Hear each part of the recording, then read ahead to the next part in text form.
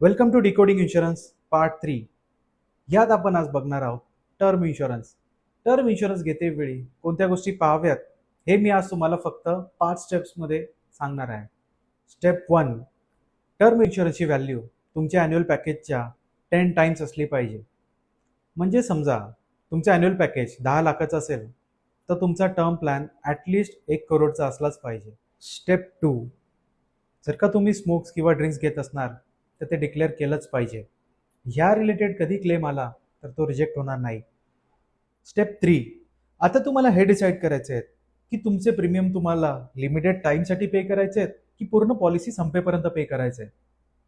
Step 4, death नंतर तुमच्या फॅमिलीला ही अमाऊंट एक लमसम स्वरूपात हवी आहे की एक फिक्स इन्कमच्या स्वरूपात हवी आहे हे तुम्हाला डिसाईड करावे लागेल. स्टेप 5, टर्म इन्शुरन्स घेतेवेळी तुम्हाला ॲक्सिडेंटल डेथ बेनिफिट किंवा क्रिटिकल इलनेस सारख्या रायडरचाही ऑप्शन तुम्हाला मिळतो. मित्रांनो, जर का तुमची फॅमिली तुमच्यावरती डिपेंडेंट आहे तर टर्म इन्शुरन्स घेणे खूप गरजेचे आहे. त्यासाठी आजच आम्हाला संपर्क साधा. माहिती आवडली असेल तर जवळच्या व्यक्तींना नक्की शेअर करा आणि वेल्थ लाईफला फॉलो करायला विसरू नका. थँक्यू.